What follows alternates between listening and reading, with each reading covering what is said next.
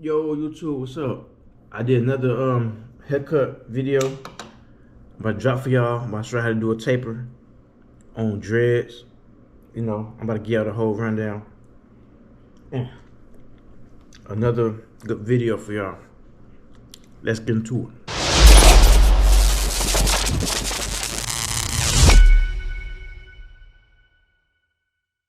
Put his hand in rubber bands so I can work, you know what I'm saying? I like rubber bands better than the little sticky things because I ain't gonna lie, the little sticky things I be putting them on dreads and stuff, they get a lot of hair inside of them and it's unsanitary because you're putting that on other people over and over again. So I like to use rubber bands. Rubber bands, they cheaper. Then they be like 100, 200 of them in a pack. All you gotta do is put them on there, throw them away. Or use the same rubber, or sterilized rubber band, spray something on it, you know what I'm saying? But I like to use rubber bands because it holds the hair better for me. So I got my wall designers right here. I'm going against the grain. Going up, not too high, you know what I'm saying? Making sure it's all cool, making sure it look good. I got it all the way open, you see it? Putting it all up in there. You see that? That's a smooth guideline too. It's straight in. Now I got the one guard on there. That's the one on the walls. The wall guard. Open all the way up. Go up a little bit, you know what I'm saying? You wanna go up just to make it look good, just to get the booby traps out of it. I call it booby traps because that's like the first step you're gonna do. Because that's like you can start seeing the fade a little bit, but not like that. That's when it start like debulking. Booby traps, debulking, that's what I call it. Same thing, you know what I'm saying? Still keep flicking it up, you know what I'm saying? Then we gotta close now. And we're gonna flick up with it. As y'all see, we flicking up with it now. Guard off, flicking up. We're gonna do this around the whole back. And we're gonna do, I'm gonna show y'all we're gonna do something different to the sides though. But we're gonna flick up, make it look good. Now we going with the grain down, trying to make this taper look, hit hard. And it's like the first time I ever showed like a whole video of the taper. Like I usually do the whole thing, but this is my first time showing it like on my Instagram, like the back. Cause people don't really ask about the back, cause like doing haircuts, mostly people just want to see the front for some reason, you know what I'm saying? Like on haircut videos on Instagram, TikTok, all they want to show is the lining. They never really show the taper like that. And I understand because the lining makes up 75% of the haircut. And that's what people want to see. But for some reason, I want to start throwing tapers in there too because I want you to see the whole thing.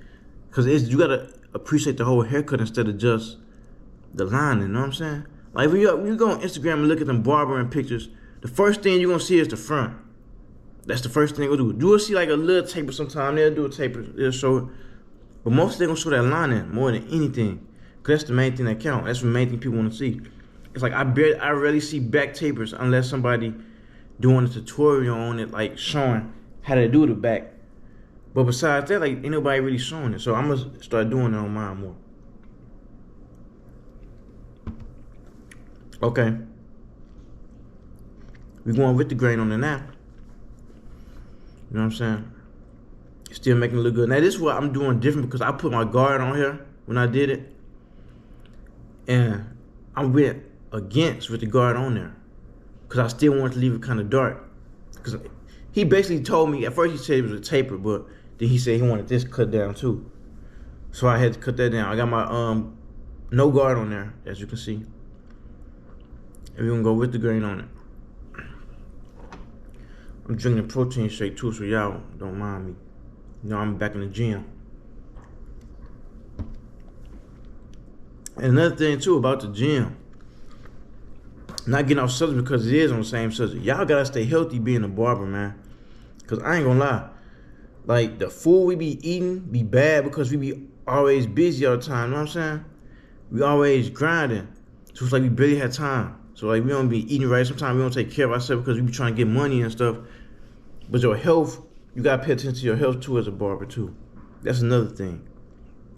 Because man, like, yo, look, take care of yourself before your body make you take care of yourself. You know what I'm saying? I had my one barber homie. He was grinding, going every day grinding. He needed a rest. He didn't want to take it. He wanted to get money, but then one day he had to go to the hospital. his body just shut down. So it's like you gotta have rest sometime. You gotta take care of yourself. Your body is your biggest investment, especially as a barber. Cause think about it. If we ain't cutting no hair, how you gonna make some money? That's why we gotta hit that gym too. That's why I'm drinking protein shakes. I've been in the gym, doing cardio. You know what I'm saying? You gotta keep your heart right. You start having heart problems as a barber, that's bad. Cause now it's like, you know what I'm saying? Like, I can't make no money. We can't make no money unless we cutting hair. Okay. There's another thing right here. This barber magic pencil. I be saying this over and over again. People be talking so much stuff about it.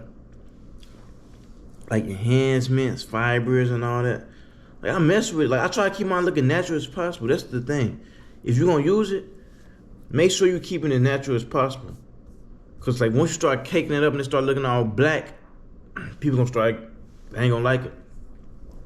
Like you can turn a non-enhancement person to an enhancement person just by the way you put it on there. I have did that before. But like once you put it on there and then they don't like it for that first time, it's gonna take you a minute to get them to go back to the other side. You know what I'm saying? Like say for instance, you get your first haircut with enhancements, right? Your very first one, and they cake it on and leave it all dark. You was like, man, I don't even want this no more. So that was crazy. Now you gonna think everybody that's doing enhancements gonna do that. But it ain't like that. You gotta turn some people to believers. Like I cut a new person, they be, nah, I want the enhancements. They be like, nah, I'm cool. But then they'll go on my Instagram and they'll see another video and be like, I want mine like his. How come mine ain't crispy like his? Then that's when I tell them he use enhancements on his. I can use the same thing on yours. It ain't gonna look like it's gonna caked up how you think it's gonna be. Then when I do it, they look at it and they be like, yeah, that's cool. I'm thinking there's gonna be a whole bunch of it. And I had some people tell me that, like other barbers, they hit me up and tell me like, man, I love how you use your enhancements. You use them just right. You make it still look natural. You can tell it's enhancements on it, but it don't look all that bad. And that's how you gotta do it. You gotta like turn people in believers into this. It's like with anything you do in life. If people don't believe in you, you gotta turn them into believers. You gotta make them believe in you. Cause look, a lot of people ain't gonna start believing to you till they start seeing other people believe in you. And that's right there itself is kind of sad to me, but it's how the world is. Like they won't do nothing, they won't even mess with you until somebody else that they know mess with you. The next one they gonna be like, okay, well, I'm gonna try to mess with them too then. Or that person messed with them and they see how they like how you did it. They be like, oh, okay, well, if you mess with him and he got you right like that, I'm gonna try to mess with him. Like the real followers. I noticed that. But make sure they following y'all. Make sure y'all turning people into believers that y'all can eat every day, every night. Alright, this the enhancements right here, the hair fibers. Y'all see that. We just touching it. Little by little. We ain't even doing too much to it. Just trying to keep it dark as possible. Keep it natural looking as possible. Y'all see how I did that? In a way it's still crispy. You know what I'm saying? It ain't bad. It's still looking good. It's looking neat. And that's another thing, like people care about neatness. I think people care about neatness more than anything else in the whole haircut. As long as that line is crispy and it look good, they messing with it. Cause I be seeing like new barbers that's coming in the game and they be doing decent and people rock with them. Like people be messing with them. Like the haircuts don't be looking like the same as a professional that's been cutting like 15, 20 years, but it's still a pass. And I look at it like, that's a good haircut. You know what I'm saying? And it'll pass to get them through. See, when I first started cutting hair, it was horrible. Like I didn't know how to do nothing. But after a while, you start making, you know what I'm saying? You start making progress. You keep doing it every day. You keep doing it. You start making progress. And now it's like I be doing some good work, and people be telling me, "Man, it's the best haircut I ever had. You cold." And I look at it like it's alright, cause I still see it as if I need to improve some more.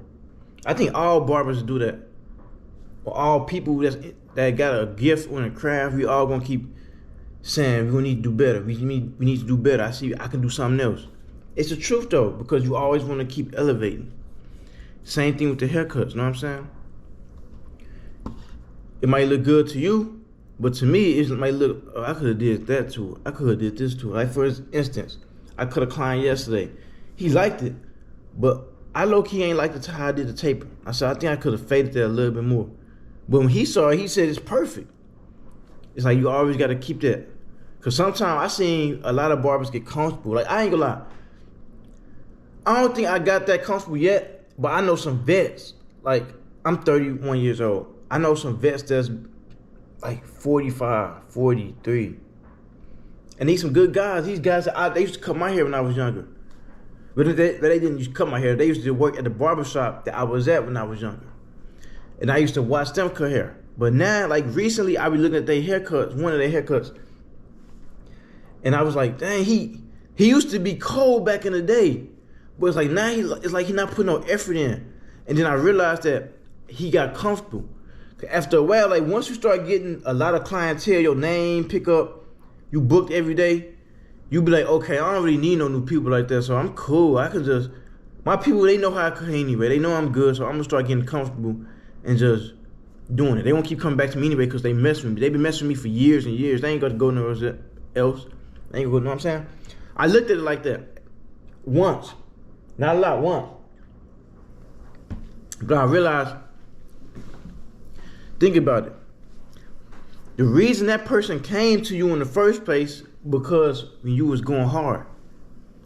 Think about it. So if you stop going hard like that, and it's another person that's going hard like how you was, and he putting his all in the haircut and you not putting all of it no more, that person really gonna stop messing with you and start messing with him. I seen it. Like I done seen people that's been rocking with people for years and years. But once you start getting comfortable and haircut start looking different, that client know. At the way he gonna know. And he would be like, no, you don't do it the same like how you used to do it. And that's when they start telling you fell off. You ain't the same no more. It ain't the same. It's just that you got comfortable. That's why you can't never get comfortable as a barber, because I look at it like this. Cutting hair, it's always a younger guy that's about to take your spot.